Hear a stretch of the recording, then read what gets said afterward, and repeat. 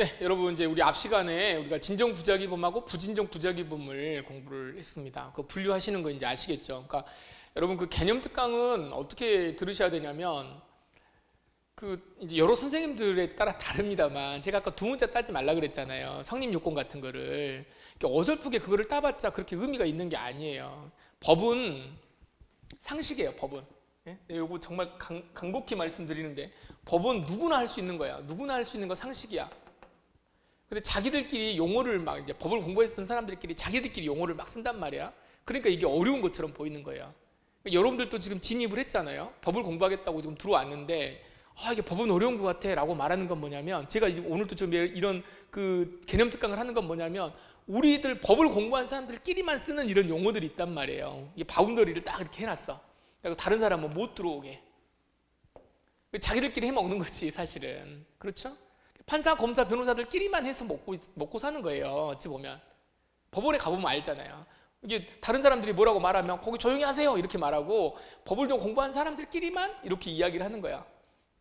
그러니까 이게 자기들끼리 쓰는 용어라서 이게 힘든 거예요. 이게 공부하는 것도 여러분들 지금 형법도 그렇고 나중에 행정법 이런 거 공부할 때도 그렇고 헌법도 마찬가지일 거예요. 들어오면은 뭐 법률 유보, 법률 우위, 뭐 기본권의 대사인효 뭐 별거 없거든. 국가에 대한 기본권을 개인한테도 적용할 수 있는 거냐? 그런 게 대사인효인데 말을 딱 만들어 놓고 자기들끼리만 쓴단 말이에요. 그러니까 절대 이 용어에 대해서 조금 거부 반응이 없도록 그 정도까지만 하시면 되는 겁니다. 아시겠죠? 그리고 이걸 너무 암기하려고 하실 필요가 없어요. 예전에는 이걸 다 제가 아까 말씀드렸죠. 써 이거를 뭐는 정의 이를 정의해가지고 대학에서 쓸 때는 이걸 써. 근데 요즘에는 대학에서도 이런 시험 안 냅니다. 다 거의 요즘 객관식으로 다 봐요. 이래저래. 의미가 없지. 정의 이거 쓰면 뭐해? 뭐 GPT 뭔지 그거 이제 물어보면 다 되는데. 그러니까 너무 부담 갖지 말고 외우려고 하지 말고 이해하려고 하시면 이해하려고. 시험에 나올 것들은 제가 나중에 다 정리를 해드리기 때문에 정작 외워야 될 거는 안 외우고 이상하게 그럴싸하게 좋아 보이는 것만 외우시면 안 됩니다. 자, 진정 부작위범, 부진정 부작위범 외운 게 아니라 이해하셨죠? 자, 봐보세요.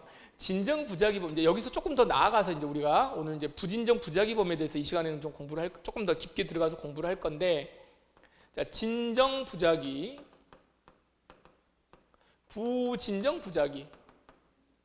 사실 근데 진정 부작위는 행위를 뭐만 하면 돼요? 부작위만 하면 돼요. 사실은 부작위만 하면 돼. 물론 여기에서 뭐가 있냐면 보증인 지위라는 표현이 있고요. 보증인 지위, 보증 의무라는 게 있습니다. 이건 나중에 학설 특강에서 이제 공부를 할 거니까 학설 특강에서 할 거예요. 어렵지 않아요. 그러니까 너무 뭐 이상하게 생각하지 말고 이것도 부담 갖지 말고 어렵지 않으니까 제가 내부를 두는 거예요. 자, 이 말은 무슨 말이냐면 보증인 지위, 보증 의무라고 하는 거는 이건 뭐냐면 부작위로 범죄를 저지르게 되는데 보증인 지위여야 되는데 그러니까 아무나 되는 게 아니에요. 자, 예를 들어서 아까 우리 부작위로 범죄를 저지르는 게 엄마였죠. 엄마가 모유를 안 줘요. 엄마니까 엄마는 모유를 줘야 되는데 안 주는 거야. 그러니까 이 엄마는 이 아이를 지켜야 할 사망시키지 않아야 될 지위에 있어요. 요걸 우리가 뭐라고 표현하냐면 보증인 지위라고 이야기를 하는 거야. 모유를 먹여야 될 의무가 있어요.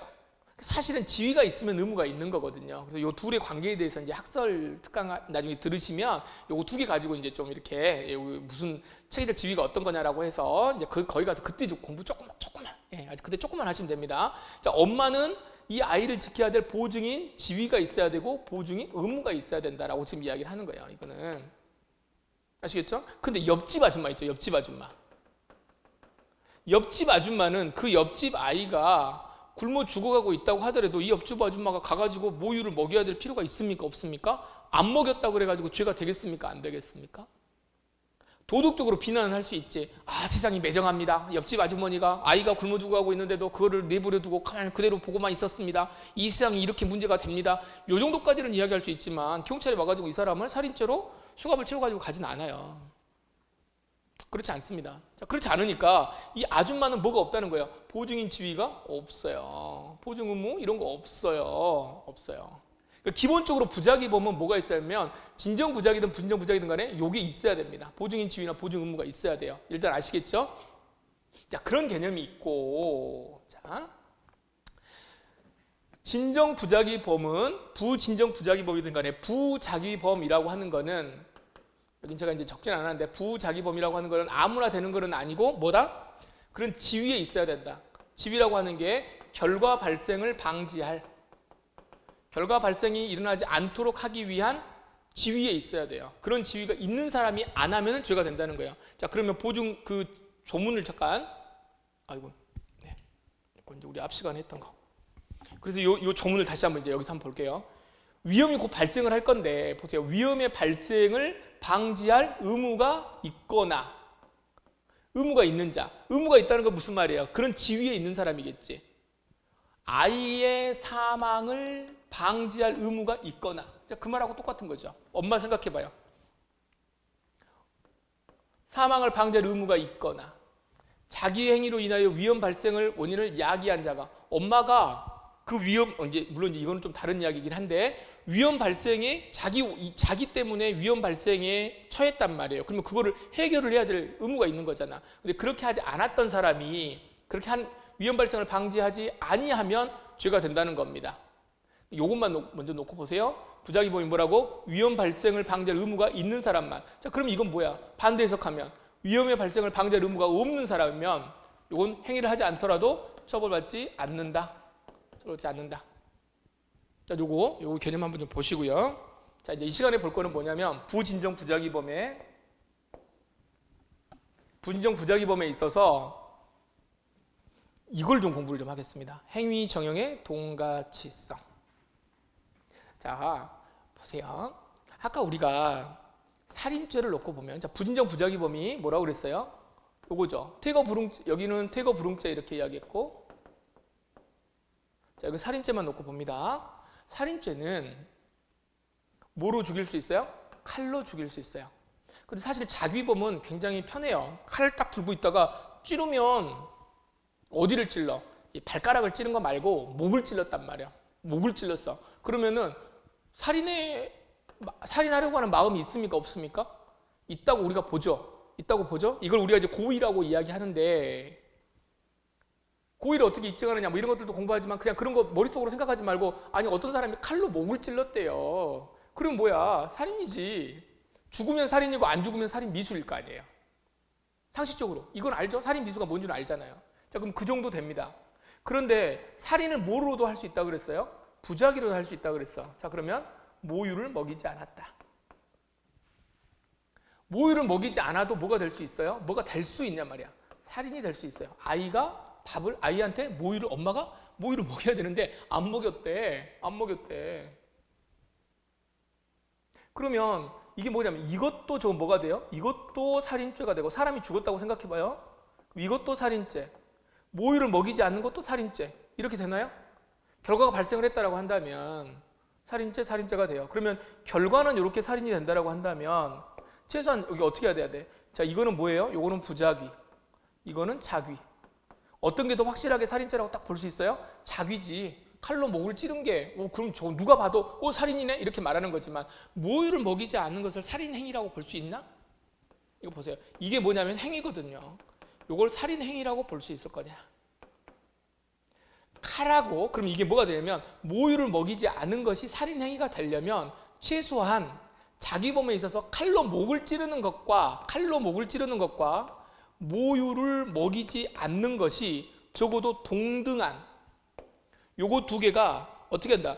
동등한 가치가 있어야 된다. 요런 가치가 있어야만 모유를 먹이지 않는 것을 살인죄로 볼 수 있다. 그 정도에 이르지 않은 부작위로는 살인죄라고 볼 수 없다. 이렇게 보는 겁니다. 엄마가 밥 한 번 안 줬다고 그래가지고 곧바로, 예를 들어 생각해봐요. 엄마가 갑자기 가만히 있다가 갑자기 칼을 들고 와가지고 아이의 목을 찌르려고 그래요. 그럼 그건 살인이라고 우리가 보잖아요. 근데 엄마가 오늘 얘가 엄마 말 안 들었다고 그래가지고 하루 종일, 일일 동안 하루 종일 어린아이한테 모유를 안 줬어. 아니면 4살짜리 어이한테도 밥을 안 줬단 말이에요. 밥을 안 줬으면 밥을 안 줬다. 이거 생각해봐요. 예로 듣는 건데, 이거 이제 봐보세요. 이거 그냥 자연스럽게 예로 듣는 거니까 이야기만 들으시면 됩니다. 엄마가 자, 자귀로 하는 경우를 보세요. 자귀. 엄마가 칼을 들고 와서 아이의 목을 찔렀어. 근데 안 죽었어요. 너무 잔인한가? 칼로 목을 찔렀는데 안 죽었대요. 자, 그럼 이걸 뭐라고 그래요? 살인 미수라 그러겠지. 살인 미수. 엄마가 갑자기 하루 동안, 이틀 동안, 예를 들어 하루나 이틀 동안 뭐를 했어? 밥을 안 줘. 모유를 안 줘요, 아이를. 그런데 죽진 않았어. 자, 그럼 어떻습니까? 요거 뭐예요? 요거 부작이지. 엄마가 밥을 안 주고 얘가 막 울고 있어가지고 너무 시끄러워가지고 이웃 사람들이 와가지고 보니까 얘가 밥을 못 먹었네. 그러면 엄마를 자, 요 상태에서 딱 걸렸다 그러면 이것도 살인 미수입니까? 어때요? 여러분 생각해봐요. 이것도 살인 미수고 이것도 살인 미수인가? 칼로 목을 찌르는 거를 우리가 딱 보이잖아요. 이거 CCTV에 딱 걸리면은 그래 당연히 이건 살인 미수야. 근데 CCTV 돌려보니까 그 엄마가 4살짜리 얘를 이틀 동안 밥을 안 줬어요. 그래가지고 얘가 막 돼 있어. 이거를 살인 미수로 공소 제기해가지고 처벌할 수 있겠습니까? 자, 만약에 할 수 있다면, 보세요. 만약에 이걸 살인 미수로 볼 수 있다라고 한다면 어느 정도 있어야 되느냐? 아이고, 좀 지우겠습니다. 되려면은 부작위로 그렇게 해가지고 그걸 보려면은 부작위 밥 안 줌 이것이 뭐가 된다? 살인 미수가 되려면은 요게 어느 정도 밥을 안 주는 것이 칼로 목을 찌르는 것과 동등한 가치가 있어야 이렇게 평가가 같이 되어야만 뭐가 되는 거다. 요 정도 돼야 살인 미수가 되는 거다. 왜냐하면 범죄를 저지를 때 눈에 딱 보이는 것은 뭐예요? 칼로 찌르는 것, 즉 자귀. 자기는 눈에 다 보여 그냥. 그 행위를 보면은 아 이게 사람을 죽이려고 하는 거구나 라고 하는 게 느낌이 딱 오지만 부작위는 의미가 좀 애매모호하단 말이에요. 단순히 이걸 유기죄로 봐야 될지 학대로 봐야 그러니까 생각해보세요. 아이한테 밥을 안 주는 거를 뭐로도 볼 수 있어. 유기죄로도 볼 수도 있고 학대로 볼 수도 있고. 근데 지금 뭘로 보겠다는 거야? 살인미수로 보겠다는 거야. 살인미수로 공소를 제기하는 사람이 누구예요? 검사잖아요. 그 사람을 끝까지 가지고 살인미수로 보려면 뭘 입증해야 되냐면 칼로 목을 찌르는 행위와 동등한 가치입니다. 실질적으로 이 사람이 밥을 주지 않았다라고 하는 거는 모유를 주지 않았다라고 하는 거는 뭐다? 칼로 목을 찌르는 행위와 똑같습니다. 이렇게 말하는 거예요. 똑같습니다. 그 정도의 가치가 있을 때 뭐가 되는 거다? 살인미수가 되는 거다. 그럼 두 개 뭐가 있어야 된다고? 가치가 같아야 된다고. 가치가 같아야 된다고. 이런 가치가 같아야 된다라고 하는 그 표현을 우리 법을 공부하는 사람들끼리 우리끼리끼리 모여가지고 뭐라고 용어를 쓰냐면 다른 사람들 이제 못 알아먹게 우리끼리만 알아먹는 거예요. 이런 표현을 쓴다 그 말이에요. 행위 정형의 동가성, 동가치성 이렇게 표현합니다. 행위 정형의 동가치성. 요거는 어디에서만 일어나는 거냐면 부진정 부작위범에서만 이야기하는 거예요. 부진정 부작위범에서만. 그럼 개념적으로 봐서요. 부진정 부작위범은 뭐라고 그랬어요? 부진정 부작위범은 자귀로도 범죄를 저지를 수가 있고 뭐로도 할 수 있어? 부자귀로도 범죄를 저지를 수가 있어. 그렇죠? 자귀로도 살인이 될 수가 있어. 부자귀로도 살인이 될 수가 있어. 요게 가치가 어떻게 해야 돼? 가치가 같아야 된다. 가치가 같아야 된다. 뭐일 때만? 부진정 부작위범일 때만 자귀로도 할 수 있고 부자귀범으로 할 수 있으니까 행위 정형의 동가성이라고 하는 것은 부진정 부작위범에 있어서 특별하게 요구되는 성립 요건이에요. 진정 부작위범은 그럴 필요 없어. 그냥 진정 부작위범은 뭐예요? 그냥 부작위만 하면 돼. 부작위만 하면 돼요. 아까 우리 앞에서 먼저 봤지만 가능성이 있고 뭐 이런 것들은 이제 나중에 보시고 부작위만 하면 돼. 나가 임마. 근데 안 나가. 나가라고 안 나가. 안 나가면 죄가 돼버려요. 안 나가면 죄가 돼 그냥 그 자체가. 왜냐하면 법률에 그렇게 규정이 되어 있어. 부작위로만 가능하도록 법률에 규정이 딱 되어 있어 그냥. 봤죠? 퇴고 요구에 불응한 자는 처벌한다. 근데 살인죄는 그렇게 되어 있지 않단 말이에요. 조문에. 사람을 살해한 자는 이렇게만 되어 있단 말이야. 사람을 살해한 자는 근데 살해를 어떻게 한다고? 칼로 찌를 수도 있고 이렇게 할 수도 있고. 계속 제가 지금 똑같은 이야기를 계속 반복하는데 이 정도 되면 머리에 진이 박혀가지고 아셔야 됩니다. 아시길 바래요. 안 되면 또 듣고 하면 돼. 이 정도로 설명하는 거는 제가 또 자뻑하는 거니까 놔두시고. 자, 살인은 이렇게 할 수 있고 이렇게 할 수 있다. 그럼 요거 두 개가 같이 같아야 되는 거다. 그래서 부진정 부작위범에 있어서는 그냥 안 했다고 되는 게 아니야. 애기 밥 안 줬다고 곧바로 죄가 되는 게 아니에요. 뭐하고 같아야 된다? 자기와 부작위의 행위 정의의 가치가 있어야 되는 거다. 근데 이거는 법률의 규정이 없어요. 법률의 규정이 없어요.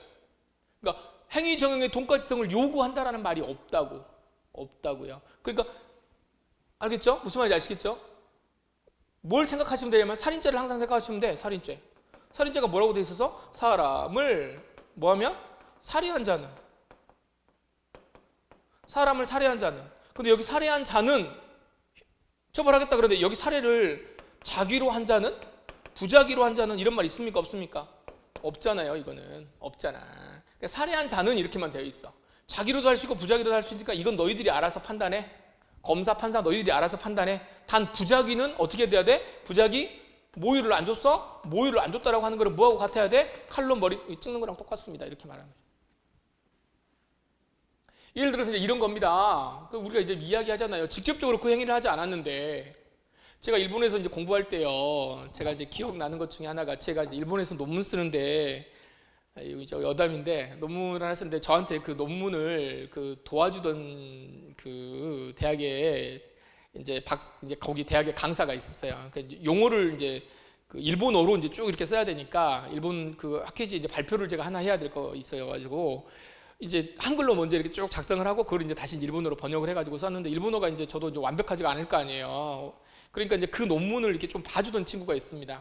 동경대에서 이게 그 친구가 학부는 와세다 대학을 나왔고 박사는 이제 동경대에서 하고 강의는 이제 와세다에서 하는 친구예요. 그러니까 나름 훌륭한 친구예요. 그래서 굉장히 저한테 잘해줬어요. 그래가지고 이제 논문을 이렇게 막 봐줍니다. 그래가지고 이거 뒤에는 어미는 어떻게 해야 되고 그래가지고 너무너무 고마워. 그래가지고 이제 굉장히 저도 이제 고맙게 생각하고 차도 마시고 막 이렇게 말하는데 어느 날 한번 우리 둘이서 독도 문제 가지고 한번 이렇게 서로 이야기가 한번 이제 부딪힌 적이 있습니다. 서로 웬만하면 이제 그런 문제를 서로 안 건드는데 어쩌다가 이제 말이 나왔어요. 근데 그 친구가 하는 말이 아니 왜 한국 사람들은 독도를 왜 이제 자기는 이제 저는 이제 뭐라고 생각했냐면 안 부딪혀야 되니까 그다음에 지금 우리나라 가지고 있잖아요. 독도 우리 건데 뭐 굳이 뭐 분쟁을 만들 필요가 없지. 근데 이 친구들은 전략이 뭐냐면 이걸 계속 지금 어디로 가지고 가려고 그러냐면 사법재판소로 가지고 가려고 그래요. 국제사법재판소로 이걸 가지고 가려고 그러거든요. 그러니까 계속 아니 한국은 우리는 안 하려고 그래요. 왜냐면 우리가 지금 지배하고 있으니까. 근데 이 친구가 계속 이제 뭘 이야기하냐면 아니 왜 한국은 그러냐 장상 저한테 장상을 이제 아니 장상도 법률 전문가 이게 법을 공부하는 사람 아니냐 분쟁이 있으면은 재판소로 가야지 왜 그냥 그런 거를 무시하느냐 막 이렇게 이야기를 하는 거예요. 그런데 원래 우리나라는 독도에 대해서는 전략은 우리가 실질적으로 지배하고 있기 때문에 어때요? 이거 그냥 무시 전략입니다. 이거 재판소로 가는 순간 머리 아파요. 이게 딱 정리가 안 됩니다. 조정을 해버리기 때문에 우리가 지금 가지고 있기 때문에 굳이 갈 필요가 없어요. 근데 일본은 계속해서 도발을 하죠.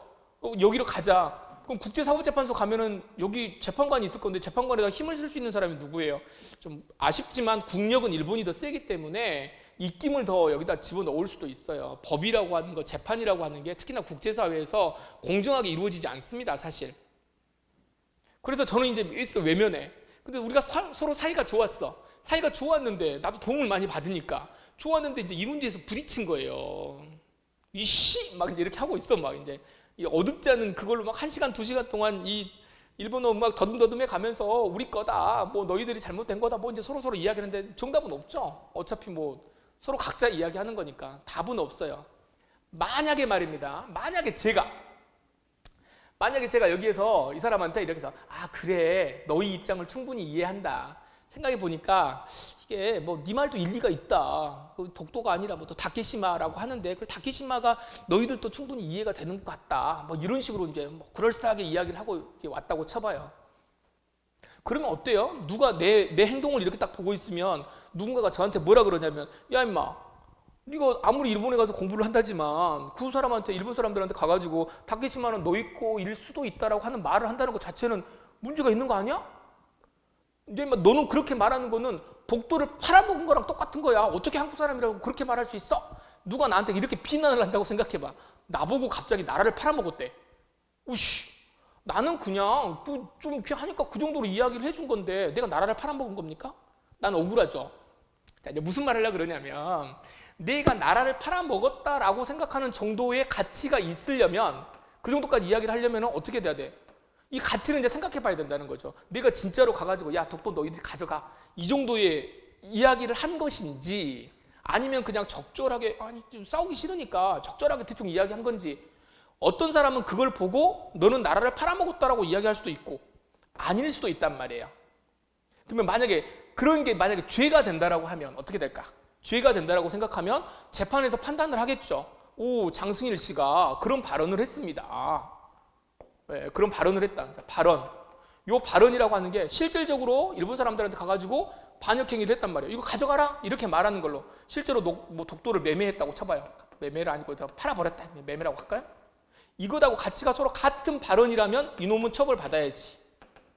똑같이 이렇게 해버렸으니까 여력죄가 되겠죠. 근데 그 정도에 이르지 않았다라고 생각하면 그 정도는 아니야라고 생각하면 이거는 그냥 이거하고는 관계가 없어라고 생각한단 말이야. 이게 뭐예요? 여기 가치라는 뜻이야. 가치. 자, 이해가 적절했는지 모르겠습니다만 어떤 의미인지 아시겠어요? 요즘에 하도 독도 문제 나오니까 갑자기 그 친구가 생각이 나가지고 독도는 우리 땅입니다. 독도는 우리 땅. 자, 어떻게? 모유를 먹이는 것과 칼로 이렇게 가는 거. 이게 아무리 강조도 지나치지 않아. 이게 이렇게 되더라. 그러면 여기에서 조금 더 이제 한 가지만 더 나가서 문제 하나 더 볼게요. 자, 부진정 부작위범에서만 된다 그랬죠. 자, 부진정 부작위범에서만 뭐가 있다? 뭐를 필요로 한다? 행위, 정형의 동가치성을 필요로 합니다. 성을 필요로 한다. 필요로 한다. 필요로 한다. 자, 그러면 부진정 부작위범에 있어서 행위 정형의 동가치성을 자, 문제입니다. 요구하는 것은 부진정 부작위범의 성립을 어렵게 하는 것이다. 어렵게 하는 것이다. 자, OX. 이거 보세요. 어떻게 할까? 부진정 부작위범에 있어서 행위 정형의 동가치성이라고 하는 판단을 요구하는 것은 그 부진정 부작위범에 있어서 성립을 어렵게 하는 것이다. 또는 쉽게 하는 것이다. 이렇게 한단 말이에요. 어렵게 하는 것이다. 맞습니까? 네, 맞습니다. 맞아요. 왜 어렵게 하는 거야? 여기는 뭐였어요? 진정 부작위범은 뭐였지? 진정 부작위범은 안 하면 돼. 부작위만 하면 돼. 안 나가면 곧바로 죄가 돼요. 근데 여기는 모유를 안 먹였다고 곧바로 살인죄가 되는 게 아니고 그 구체적인 상황에서 모유를 안 먹인 것이 뭐하고 같다고? 칼로 목을 찌르는 행위하고 같다고 하는 요 판단을 한번 하고 난 다음에 성립을 하겠다는 거예요. 그럼 이건 뭐야? 조건이잖아요. 조건이 하나 더 붙어버렸잖아.